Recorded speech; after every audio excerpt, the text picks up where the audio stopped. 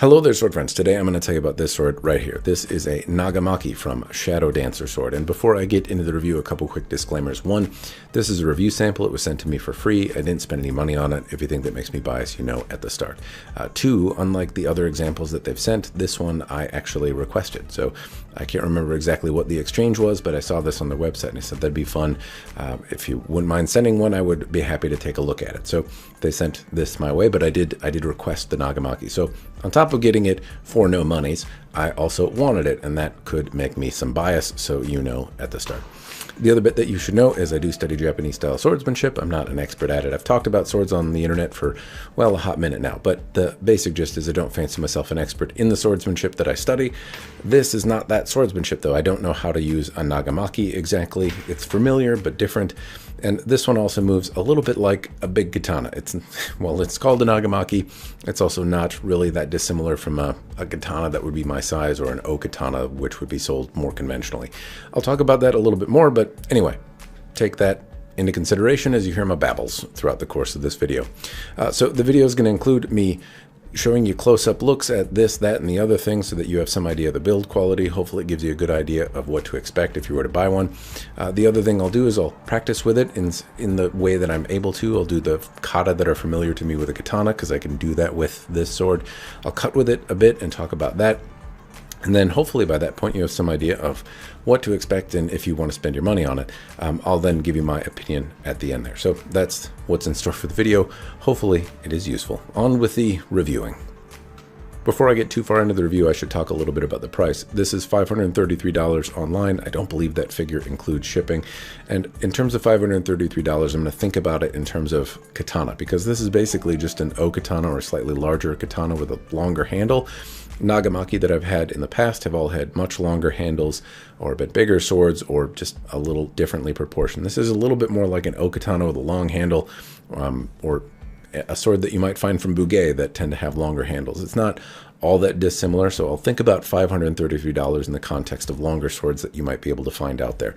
But in terms of Nagamaki, they are obscure weapons. This does technically fit the mantra, or at least somewhat, of a Nagamaki, and it's the prices on those range quite a bit, but they are a little bit more obscure. Anyway, on with the reviewing. I'm going to talk about the kasha, the end cap here first, and the first thing I want to note is just the theme. And the theme is floral. It's a sakura or cherry blossom theme, and the fuchi and the minuki and the kasha at the end cap here all have this floral theme. And this is the best set of fittings that I've seen from Shadow Dancer. It has really crisply cast nanako on here, so the little stippling, the little beady texture on the flat surfaces, all are very crisp. They're not muddy. I don't see any casting lines. The floral themes all stand out and are really, really easy to see. It's also not too sharp, and what I thought was a flaw was actually the stem of a flower. I was very, very happy overall with the quality of fitting that comes on here. It's really well cast, and it's not a particularly unique fitting. At the same time, it's not one that I see in the same parts bin as everyone else. I don't think it's necessarily bespoke to Shadow Dancer, but it is at least something a little bit on the different side. So much appreciated to see it. Really happy that it's a high quality thing, and honestly something I wasn't expecting in the $530 price point. The other bit I should note is it has shirodome on it that are a little different. Shadow Dancer puts these on. They're a little bit more unique to them. Not necessarily unique to them, but you don't see them very commonly. They're a little higher end and a very small detail that's also welcome. The kasha hasn't come off. I have trained with this, cut with it, moved it around, played with it quite a bit because it's very fun, and it hasn't come loose. Also worth noting that it stayed on there pretty good. In terms of how it transitions, which is an important thing, there's no ledges or lips. It transitions really quite seamlessly. Shadow Dancer sets the bar pretty high. They do a generally pretty good job of itomaki, the tying of this kind of silk stuff, the wrap around the handle. The kasha can come loose on a lot of swords.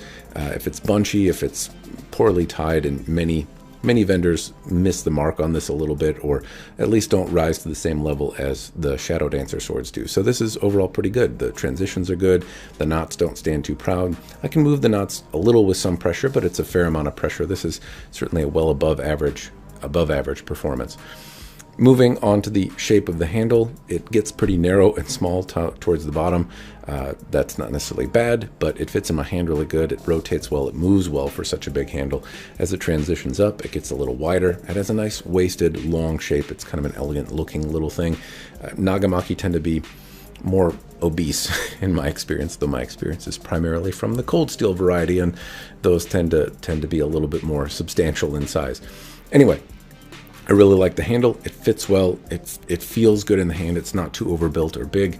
I really happen to like overall how the general shape of the handle feels. The knots on it in terms of the ito are generally tight. There's a few ties on here that move around ever so slightly, but generally speaking, it's reasonably tight. Not as tight as I think the Pro series of stuff they do, but this is still an above average level of tightness, and it doesn't wiggle around in my hand. I don't notice any kind of looseness as I'm manipulating the weapon. The Samegawa skin, I can't tell if this is a full wrap. I'd venture a guess at not, but the Samegawa skin isn't particularly large nodule. At the same time, it's not really small either. I've certainly seen smaller, and $530 is not a huge amount of money. It's not nothing, but it's also for a larger blade with complex fillers and nice fittings. It wouldn't surprise me if they cheaped out on the skin. I don't see that it looks like not the nicest skin, but certainly not the worst either. As I mentioned, the Menuki are cherry blossom fittings. They are, again, very detailed. They thematically match, and I happen to like how they look. They also don't stand out a whole lot, which I'm glad for. Sometimes Menuki are larger, and they make little bulbous, chunky things in the handle. These don't stand very proud, so they're reasonably level, and I don't notice them so much while I'm manipulating the weapon, which is my preference. Moving up to the Fuchi, as I mentioned, the casting quality is quite good, and as you might expect, the transitions here all line up really well. The Fuchi is adorned on all sides. It doesn't have like a plain side. It looks good from just about every angle. The casting lines are very crisp and clean. I don't make out any kind of residue or sanding marks or any kind of laziness in the casting. Overall, it's a very solid job on casting. The Seppa are kind of a brass color here. I don't know if they're custom or not, or anything particularly special. They seem to have the same tooth pattern that I've seen before, but they lead up to this tsuba, which is again a sakura or cherry blossom theme. It's a tsuba that I think I've seen before, but this has like a genuine patina on it. It doesn't appear to be painted. It appears to be an actual iron or some sort of metallic tsuba with a actual patina on it rather than just painted black or powder coated or something like that. So it has a more realistic look. Tsukashi style tsuba, I believe, is what these are called, the cutouts, and they usually have like a natural patina done to them, so it's a little bit more authentic in that way. Happen to really like it. Also, these cutouts might give you the impression that the little spiky bits would chew into your fingers. This isn't a cheese grater. I've used it. I've bunched my hand right up towards the end. It is crisp and detailed, but not so much that it gouges me in the fingers or exfoliates my knuckles while I'm trying to do kata. I happen to really like the look here. The cherry blossom theme is a classic one. I think, again, I've seen this tsuba cutout pattern before, but the patina and everything on here is a little bit different, a little bit nicer. And I think it's a classic pattern. I don't like it when I see like a style of tsuba that everyone else uses or that was made specifically for another brand and has kind of been repurposed. But these are more classic patterns that don't stand out to me as like any one particular vendor's property, but just kind of a thing you certainly might see in a museum or in a private collection or something like that. So anyway, happen to like this theme, this look. Overall, it's certainly a handsome sword, and I think all the furniture was well chosen and goes together well. Moving on to the habaki. Nothing special here. Well, it probably is special. I haven't taken it off yet. Shadow Dancer sometimes does little feet and basically manufactures the habaki with a little bit more detail, which is special. At the same time, it's a very simple looking brass habaki.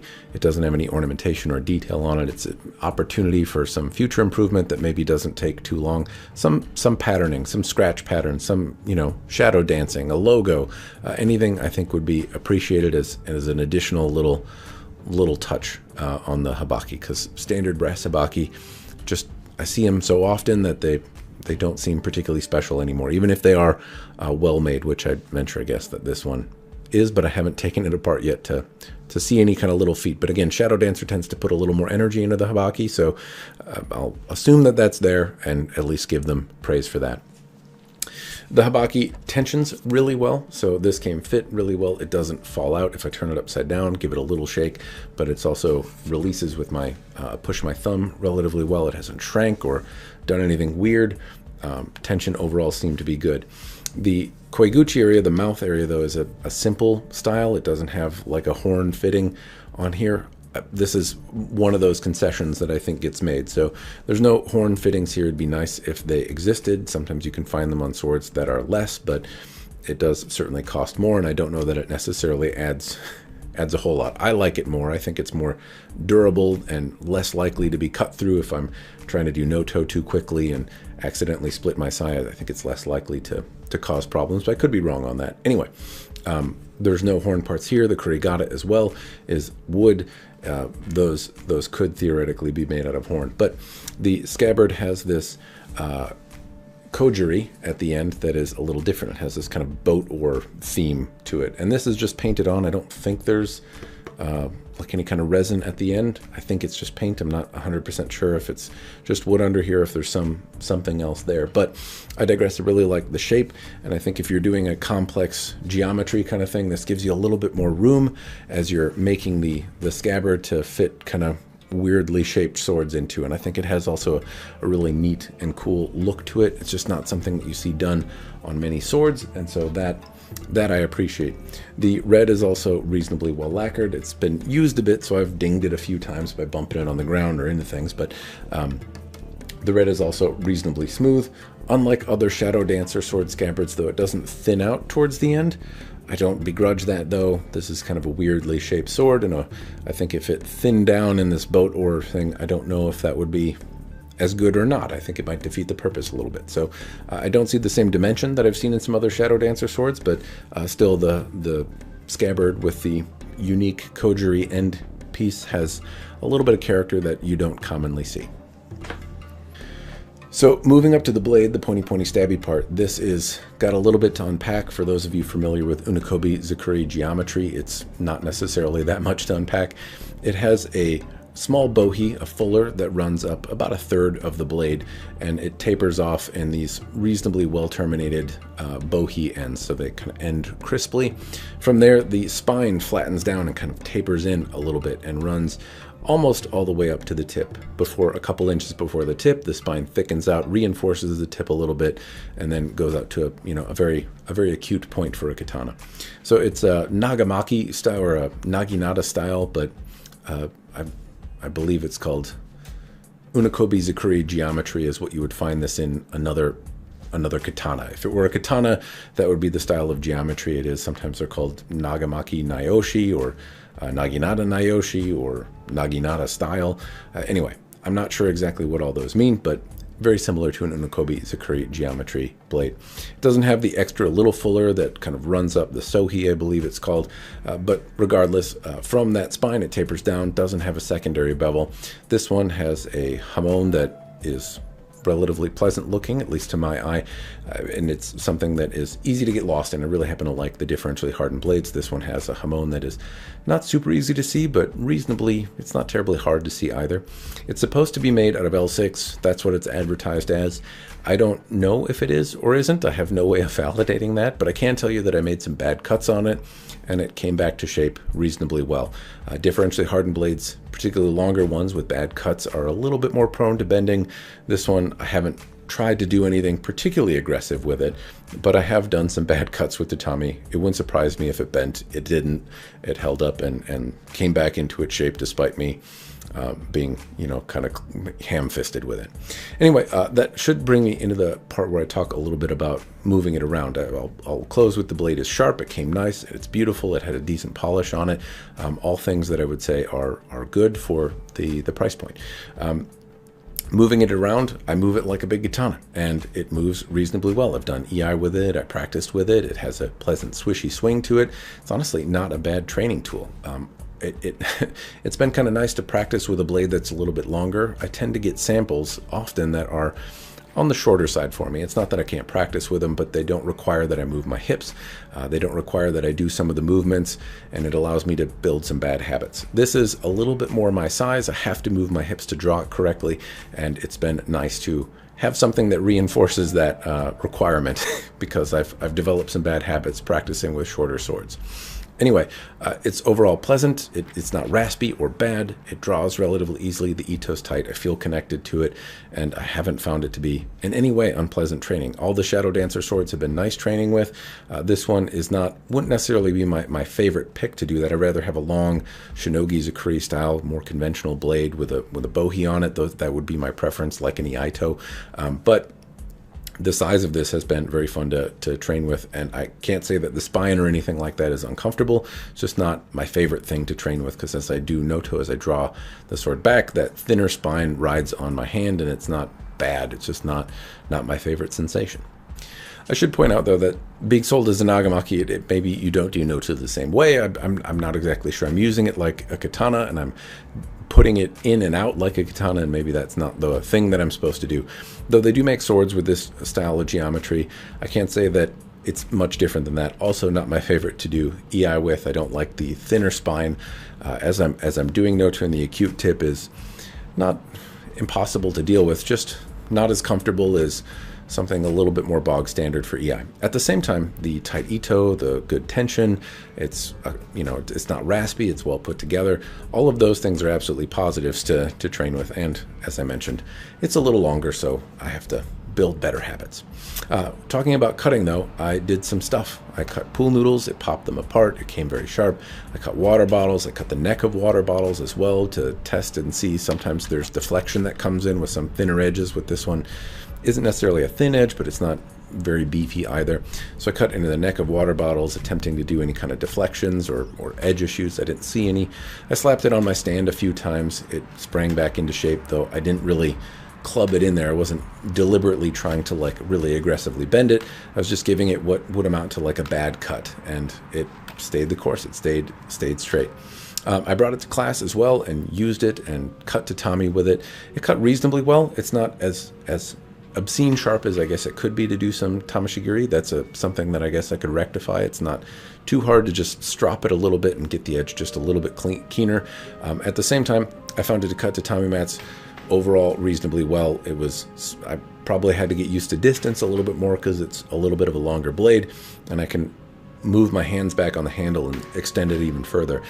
So a little bit to learn, but overall I cut through tatami mats quite well. And it's worth noting I'm using used Japanese tatami mats. They're harder to cut through. They're soaked. They've got foot oils and stuff, and they're a thicker weave, so they tend to be a little bit more aggressive, or harder to cut, I should say, than some like beach mats or some of the softer targets out there. So anyway, cut through those mats reasonably well. I also off camera took it to a few more branches and things like that, and overall it's done quite well, and I'm kind of surprised at how little it's been damaged and how well it cut into some branches. I thought I might see more scuffing or something like that on the surface, but overall it's actually been it doesn't scratch particularly easy as well, which is odd because I was under the impression that L6 was a little easier to scuff, and I haven't found that to be the case in any of the cutting that I've done. It hasn't stained from tatami, it didn't leave scrapes from pool noodles, it didn't from some of the branches, though I was cutting like green wood. It wasn't particularly hard stuff.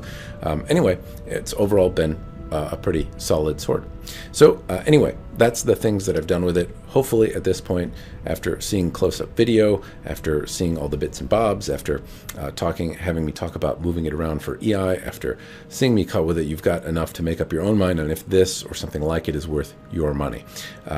For me personally, yes, for $530, you can get something, like if I separate it and think of a longer sword, you can probably get something folded or has some slightly different things going on. But if you want a Nagamaki, if you want a bigger sword, you want a long handle, you want a long blade, this is absolutely a great deal. I would prefer to have some buffalo fittings, like the horn fittings, I guess I would say. I don't know if they're buffalo horn, but horn fittings on the sai, I think that would be a welcome addition. But the Fuchikashira Minuki are really crisply well cast. The Tsuba has a nice patina on it. It tells kind of a generic but fun theme that I think blends together well. It has red like the cherry blossoms. It's overall, I think, a really compelling and nice sword. It has a decent polish on it. It cuts well. It came sharp. It seems durable. And so for the money, to get something like all of those things added together into a sword that is also a little bit obscure and probably more costly to ship, I think, yeah, this was a really fun sword to move around. I had a blast with it, and if you're looking for any of those things, or those things seem valuable to you, then I would say yes. The thing that I guess I'm also saying yes for is that, well, the Nagamaki isn't necessarily something I'm going to put in my dojo bag all the time. If this had like a shorter handle, I might actually use it more frequently just because I don't have a dearth of long katanas. But the long handle is a little bit weird for me to work with in doing some of the kata, so I wouldn't necessarily, that part wouldn't necessarily be my choice, but there's like nothing wrong with this. The ito is tight, the fittings are pretty, it looks good on the wall, it looks good in the dojo, it swings well, it cuts well. Like there's really no problems. And while you can get something probably a little bit cheaper in a similar look, chances are I'd have more gripes.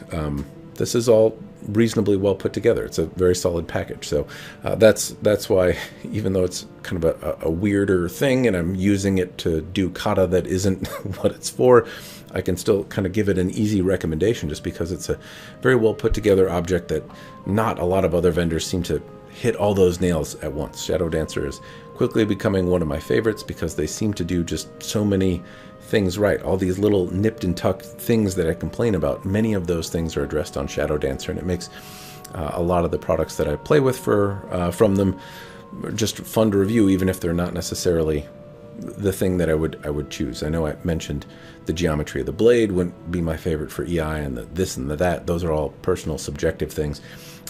It's still fun to use, and I would still rather have this sword with its quirks, and not necessarily being my preference for EI.